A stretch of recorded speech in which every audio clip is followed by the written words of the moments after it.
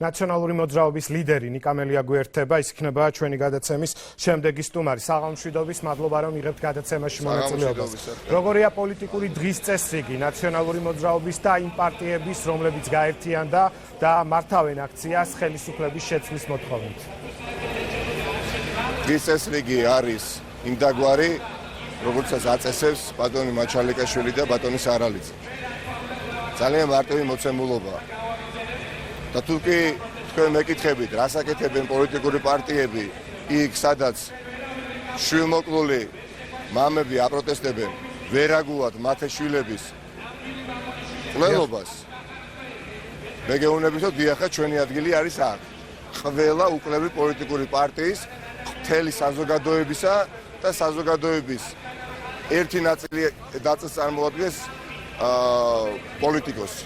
აქ უნდა იყოს ყველა უკლები პროფესიის ადამიანი, ყველა პოლიტიკური გემოვნების და ყველა რელიგიური მწამსისა. ეხლა ხახნო, ვინმეს მართავს ჯერ აი თქვენ მარტივად გეტყვით გიპასუხებთ. ეხლა აი დაახლოებით გავუსწრებ წინ დროში თქვენს შეიძლება პოტენციურ კითხვას. ზვიად კუპრავაზე ხშირად საუბრობთ ხოლმე, ხო, ბატონი სარალიძეს ოჯახის წევრს. ზვიად კუპრავა და ყველა კითხვას გავცემ მე ვფიქრობ პასუხს. ზვიად კუპრავა თქვენი პარტიის წევრია, თქვენი მხარდამჭერია. ბევრ რაღაცას ძალიან ბევრ რაღაცაზე გავცემ პასუხს. გასაგებია და კითხვა პასუხის რეჟიმში წავიდა. ბატონა სარალიძე, როდესაც მოკლეს 1 დეკემბრიდან არის ზაზა სარალიძეს ოჯახის ადვოკატი. მეტიც გამოიძია ეს საქმეები და ამხილა ხელისუფლება დანაშაულში. 1 დეკემბერს წლების შემდეგ რომელიც ჭკუავტყოფელი წარმოიდგენდა ლევან რომ აქცია დაჭირდებოდა ზაზა სარალიძეს. ზვიად კუპრავა უამრავ სხვა დაზარალებულ ადამიანს ეხმარება იურიდიული დახმარებით, მაგრამ ხელისუფლება და ბიძინა ივანიშვილმა მოახერხა და საზოგადოება მის საწინააღმდეგოდ გააერთიანა, იმიტომ რომ არაერთი მტკიცებულება იხილა საზოგადოებამ, როგორ გაყავდა ეს ესათუ მტკიცებულება, როგორ დააფარეს ხელი ამა თუ მაგალითად ანდროვის და ბატონი მაჩალიკაშვილი იმ მდგომარეობამდე, აი დავასრულეთ უშევ იმ მდგომარეობამდე მიიყვანეს, ორი შვილმოკლული მამა კარავში ცხოვრობს უკანასკნელი 4 დღის განმავლობაში. თქვენ ახლა მართლაც ვინმე ფიქრობს ამ ქვეყანაში რომელიმე მათგანს სიამოვნებს რუსთაველის გამზზე კარავში ცხოვრება? ბატონი ზვიად კუპრავა პირდაპირ ეთერში ისაუბრა, მე მაქვს კონკრეტული კითხვები თქვენს გეგმებთან დაკავშირებით და პროტესტთან დაკავშირებით, რომელიც უკვე არის პოლიტიკური, ხო? ხომ არ ფიქრობთ ის კითხვის ნიშნები, რომელიც გაჩნდა სწორედ იქედან გამომდინარე არსებობს, რომ აქტიურობს ნაციონალური მოძრაობა, ნაციონალურ მოძრაობასთან დაახლოებული ზვიად კუპრავა ხელისუფლების გადადგომას ითხოვს და არა საქმის ობიექტურად გამოძიებას. არა, ერთი იმიტომ რომ დღითი დღე მიდის მხილება ხელისუფლებისა დანაშაულის დაფარვაში. აი აქ ზედ რუსთაველზე პრაქტიკულად სასამართლო მოუწევს საზოგადოება. და მტკიცებულებებით ეს ყველაფერი, ისე უბრალოდ არა, მტკიცებულებებით, ხანძო რაზე ვსაუბრობ. ეს ის შემთხვევარი, სადაც ვერცეთ შვილმოკლულ მამას მანიპულაციის, ასე ვთქვათ, მანიპულაციის მექანიზმის ვერავინ თელს დუნიაზე თავს ვერ მოახვევს. მათ ურჩევნიათ სახლში განსაკუთრებულად იყვნენ საკუთარ ოჯახებში და მათი მოკლული შვილების საყელის უკანასკნელად ყველაფერი გააკეთონ, მაგრამ თავად ისმეთ მათ საჯარო განცხადებებს, ხო? მათი საჯარო განცხადებები გასაგებია ჩვენ ზაზა სარალიძეს და ყველა დაზარალებულს უცხადებს სოლიდარობას, რომელიც საერთოდ პრაქტიკულად ბატონი მაჩალიკაშვილი 2 თვის წინ მას შემდეგ რაც მას შვილი ლოგინში ძინარე მოუკლეს, ხო? მე მახსოვს მისი განცხადება ძალიან მკაფიო და კონკრეტული.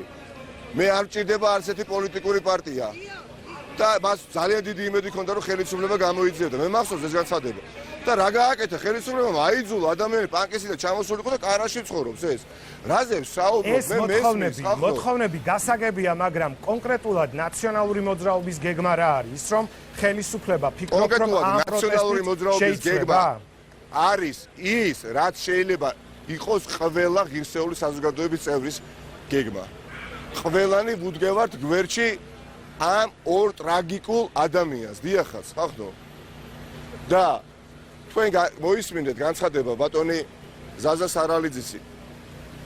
ბატონი პირიკაშვილი ხვალ უნდა შეხვდეს ბატონ ზაზა სარალიძეს სხვადასხვა ოპოზიციის წარმომადგენელთა და სხვადასხვა საზოგადოების წარმომადგენელთან ერთად. ბატონ კვირიკაშვილს ხშირად უყვარს ხაზგასმა, რომ იგი ყველას პრემიერ-მინისტრია და არა მხოლოდ ქართული ოცნების აქტივისტების, ხო? დიახაც, ეს ერთგვარი ჟესტი არის საორგანიზაციო, ასე თქვათ, აქციის ორგანიზატორებისა და საორგანიზაციო საბჭოს წევრებისა. ჩვენი თვითმიზანი არ გახავთ რუსთაველის გამზირი იყოს გადაკეტილი. თუმცა თქვენმა ოპონენტმა გადაკეტილი იყოს, ნაცვლად გადაკეტილი იყოს. განსხვავებით მაგალითად იმ ოპოზიციისა, მაშინ რომელიც ხელისუფლებაშია, რუსთაველის გამზირს კეტავდნენ, იმიტომ რომ საარჩევნო კოდექსში ცვლილებები შეიტანა მაშინდელ ხელისუფლებას და კი ბატონო, ესეც ლეგიტიმური იყო და სამი თვე ჰქონდათ გადაკეტილი რუსთაველის გამზირი და ორი ადამიანი სხვებთან ერთად თქვენ იხილეთ ხო რამდენი ბატონონიკა დავიგეთ და ჩვენ ვაშუქებთ აქციას. თქვენმა ოპონენტმა ცოტა ხნის თქვა და მინდა რომ ამას უპასუხოთ. მძევლად აიყვანეს ზაზა სარალიძე ნაციონალური მოძრაობის ლიდერებმა. ალეკ ველისაშვილმა გააკეთა ეს განცხადება ჩვენს ეთერში. მათ იგზნეს რევოლუციის სურნელი და ძალიან სამწუხაროა. მე არ მომისმენია ეს განცხადება, მაგრამ ალეკ ველისაშვილმა თუ მსგავსი განცხადება გააკეთა. მსგავსი არა, ციტირებ მე ამ განცხადებას. ალეკ ველისაშვილი დიახაც აი აქ იდგა, სადაც მე ვარ, მახსოვს და საუბრობდა რომ პოლიტიზირებულია პროცესი, პოლიტიკოსები არიან და აში რას აკეთებდა აქ ისე საუბრობდა როგორც მე საუბრო, ხო აქციიდან. ნაციონალურ მოძრაობას მძევლად ყავს აყვანილი ზაზა სარალიძე ხახნო? პოლიტიკური მიზნები. უნამუსო არის ის ადამიანი, ვინც ამას ერთი იტყვის და მეორე ამას დაიჯერებს. ძალიან მარტივია ეს. არ მომისმენია, მაგრამ ალეკ ველისაშვილმა ეს თუ თქვა, ну აი მართლაც აიყვანა ზაზა სარალიძე ნაციონალურმა არ მინდა რომ დავიჯერო პირდაპირ გეტყვით. რამძელ ყველა ღირსეული საზოგადოების წევრი მოვიდეს ბატონი ალეკ ველისაშვილი დადგეს აქ. ალეკ ველისაშვილი ამბობს რომ აქციებში იღებს მონაწილეობას, თუმცა მისი იქ დგომა ნიშნავს რომ სოლიდარობას უცხადებს ზაზა სარალიძეს და მას არა აქვს ამ შემთხვევაში იმ გუნდთან ერთობა. თქვენ რა სიზამთ? თქვენი ოჯახის წევრი რომ დაეხრიტათ ლოგინში 18 წლის რა სიზამთ ხახნო? იგივეს არ გააკეთებდით, რასაც აკეთებთ ხა ბატონი მაჩალიკაშვილი და ბატონი სარალიძე. რას გააკეთებთ? ბატონიკა, თქვენ უხერხულობას არ გიქნით განცხადებები, რაც კეთდება? უხერხულობას არ გიქნით განცხადებები, როდესაც ზაზა სარალიძეს უწევს თავის მართლება, ის არ არის რომელიმე პოლიტიკურ პარტიასთან აფილირებული. ბატონო, ზაზა სარალიძეს უწევს ახსნა განმარტებების გაკეთება. თქვენი მეშეობით და თქვენი მეცადინეობით გენაცვალე.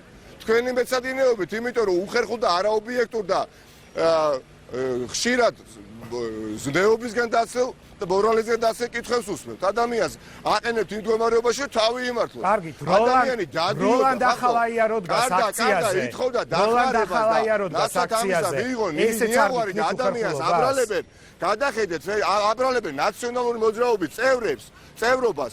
რაღაცა 2017 წლის ძველი Facebook ასე თქვა გვერდიდან ამოაგდეს მისმიერ გაზიარებული ერთ-ერთი პოსტი, სადაც მას გაუზიარებია მაგალითად ნაციონალური მოძრაობის ლოგო თუ ავწდები და აი ხო გითხარით ეს ადამიანები არ მაინტერესებს საზოგადოების ინტერესის დაკმაყოფილებას ვცდილობ, რომელსაც კითხვები აქვს. მაგალითად, როდესაც უსამართლობაზე საუბრობ და როლანდ ახალაია დგას აქციაზე.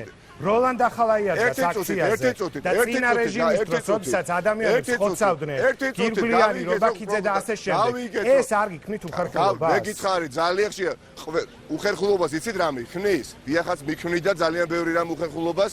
მაშინ როდესაც პოლიტიკაში მე არ ვიყავი ეს ერთი და ვაპროტესტებდი ზუსტად ისევე, როგორც დღეს ვაპროტესტებ. დიახაც ზუსტად ისევე, როგორც დღეს ვაპროტესტებ. თქვენ გირგვლიანის დედის გვერდით იდექით აქციაზე? მაშინ როდესაც მე სტუდენტი ვიყავი და ეს არაერთხელ მithქვამს, მაგრამ კიდევ ერთხელ პასუხობ, ხახტო, უხერხულობას იცით რა მიქმნის? როდესაც დღევანდელი ხელისუფლება მურუსიძეს აკრიტიკებდა და აპროტესტებდა, ჩინჩალაძეს აკრიტიკებდა და აპროტესტებდა და ასე შემდეგ და ამ ხელისუფლებას ადამიანები დააწინაურა.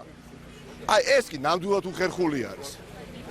ის ადამიანები, ვინც დღეს ხელისუფლებაში ამ ადამიანებს ებრძოდნენ და სამართლიანად, ხშირ შემთხვევაში ვინმე თუ манипуლირებდა დაღუპული ადამიანებით, სამწუხაროდ ეს ადამიანები იყვნენ რამდენიმე არ მინდა საკუთარი გვარებით ჩამოთვალო. ამიტომ მე ვარ და ვათქვი თუ შეიძლება ბოლოს ვიტყვი, მე ძალიან კარგად მახსოვს თბილისში, როგორ დაუპირისპირდა 90-იან წლებში თბილისის ერთი ნაწილი მოსახლეობისა მეორესი და საქართველოს მორე მოედო ასე თქვათ ეს სენი. მაშინაც კი გაყოფილი იყო აზრი და ერთი ჯგუფი, რომელიც დიახაც ლეგიტიმურად არჩევა, მაგალითად პრეზიდენტს ავტომატს ესროდა, ამართლებდნენ და პირიქით. ასეთი ადამიანების მოიძებნებიან დღეს, რომლებიც დღეს აკრიტიკებენ შვილმოკლულ მამას, რომ ის რახან ითხოვს დახმარებას აბსოლუტურად ყველა სუბიექტისგან, მათ შორის პოლიტიკოსებისგან. ამასაც ადამიანი არ ყოფილა არ მგონია რომ ზაზა სარალიძეს აკრიტიკებდნენ პროტესტის გამო. ფიზიკურად გაუსწორდნენ ვაკის პარკში ხელი კრეს და ომბუდსმენს სიტყვიერი შეურაცხყოფა მიიღეს. ფიზიკურად არ გაუსწორდნენ ზაზა სარალიძეს. მოდით ძალიან კარგად ვნახე ის კადრები როგორ კრეს ხელი და თავად ისაუბრა რომ უხერხული კითხვები დაუსვეს და პრაქტიკულად სასამართლო მოუწყო. თქვენ თავად გურუსიძეს და ჩინჩავის ხელისუფლებაში რომ მართლა ძალადობას ყოველთვის შეუძლებს დროინდელი ძალოვანი სტრუქტურის მინისტრები ხართ ქართულოცნებაში ხელისუფლებაში, მაგრამ არც მაშინ მეუხერხულებოდა ბრძოლა, როდესაც სტუდენტი ვიყავი და დღევანდელი ოპოზიცია იყო ხელისუფლებაში. ანტისამთავრობო აქციებში გამოსვლისა და მით უმეტეს ეხლა არ მეუხერხულება კი არა, პირდაპირ ვალდებულებაა ჩემი. დიახაც,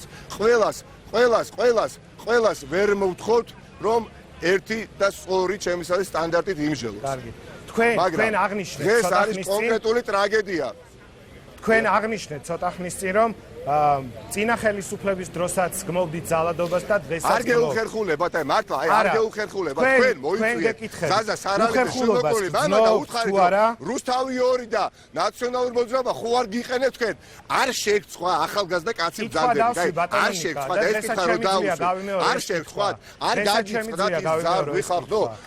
და ეს კითხვა დამახინჯებულად რაც ამ ადამიანებს მე და თქვენ რომ საუბრობთ აი ამ კარავში შევიდეს თქვენი კამერა და კითხოს ბატონ მაჩალიკაშვილს რატომ არის რუსთაველის გამზირზე რა ჩამოიყვანა გასაგებია ჩამოიყვანა იგი რუსთაველის გასაგებია აგრესია მაგრამ კითხვა ლეგიტიმური არის შეუვარდნენ ავტომატით მოუკლეს მე დააბრალეს ბატონონიკა თქვენ საუბრობთ და მე არ მაცლით კითხვის დასმის შესაძლებლობას დღეს სახალხო დამცველმა თქვა ოპოზიციამაც განაცხადა და თქვენ საუბრობთ ჩემს კითხვაზე რომელიც აბსოლუტურად ლეგიტიმური იყო მე დავსვი კითხვა საზოგადოების ნაწილი ამბობს რომ ხომ არ იყენებს ნაციონალური მოძრაობა და პარტიული ტელევიზია რუსთავი 2 თქვენს ამ მდგომარეობას აკცენტებს ამაზე უნდა აკეთებდეთ ოპოზიცია ეს ერთ-ერთი კითხვა იყო და ლეგიტიმური პოლიტიკური პარტიის წევრები არიან, ნუ გამაგიჟეთ მართლა რა.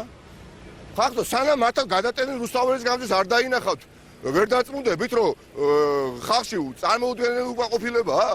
დასაჯო ხო ამ კველები და ვინ უშლის ხელს დასაჯო და ეს ხალხი როგორც ერთი ისე ადგებოდა თავის სახში ვინ უშლის აქცია გახდა პოლიტიკური, გაკეთდა პოლიტიკური განცხადებები იმ კითხვის გამო რომელსაც არა პოლიტიზირებული პოლიტიკური როგორ არ არის ხახნო მომისმინეთ ქვეყანაში და თქვი და გავიმეორებ არის ძალიან ბევრი პარტია თუ ახსები 200-ზე მეტი აქედან ერთ-ერთი პარტია არის ხელისუფლებაში პარტიის წევრები არიან ხელისუფლებაში პარტიის წევრები პარტიის თავმჯდომარე არის ბიზინა ივანიშვილი კვირიკაშვილი კალაძე გენერალური დივანი წევრები პოლიტიკოსები არიან ხახნო და თქვენ რას მეუბნებით რომ ესე იგი პოლიტიკოსებმა და ერთმა პარტიამ დაჩაგროს რიგითი მოქალაქე მაგრამ სხვა პოლიტიკოსებმა პოლიტიკური პარტია უბრალოდ თაყური ვადები, ამას სად არის ლოგიკა? ვინც ამბობს? როლანდ ახალაია იყო აქციაზე. არც ამან არ შეგიქმნათ დღეს უხერხულობა. აი ხა როგორ გეტყვა რა მე და რა თუ იყო მე არ ვიცი თუ იყო რა. რას მე არ ცხენია მე ახალგაზრდა კაცი ხარ მართლა რა კითხვა რასაც ჩაგძახებენ ის არ უნდა ამოვზახო ბატონიკა ზვიად კუპრავას ვიტორიკით ნუ მესაუბრებით ძალიან კარგად იცით ვინ ჩამძახებს არა ისეს მესმის რომ ქართული ოცნების პრესამსახურის წარმომადგენელი იყავით ხომ იყავით ქართული ოცნების პრესამსახურის წარმომადგენელი მიფასუხეთ მე ჩემზე ამბობ იყავით ქართული ოცნების პარტია ქართული იყავით დიახ არა მე არ ვიყავი არ ყოფილიყავთ აი ამ სიმართლით იარეთ არა ბატონიკა მე შემიძლია გითხრა ძალიან მოკლედ ჩემი ბიოგრაფია იწყება ინტერნეტ ტელევიზია ITV-დან რომელიც თქვენი ხელისუფლების დროს წაგვართვით და შემდგომ აი ძალიან მარტივი მოთხოვნა არის წინააღმდეგ შემთხვევაში ბუნებრივი არის საზოგადოებაში წრომას ვერ გააქარწყნებს აი მსგავსი კითხვის დასტურს ვერ ცილისწამება და დეзинფორმაცია რომელიც თქვენი მხრიდან ისმის მე პარტიაში არასდროს არ მიმუშავია კარგი მაშინ ეხლა არასოდეს პარტიაში არ მიმუშავია მსგავს ფუნქციას როგორცაც უნდა ასრულებდეს ქართული ოცნების პრესამსახურის წარმომადგენელი მადლობა თქვენ და იმედია რომ მართლა არ მოახდეთ მანიპულირებას იმ ვითარებით რომელიც არის ქვეყანაში შექმნილი მადლობა არ არის სახომარო ვითარება ნიკა მელია იყო ჩვენი გადაცემის სტუმარი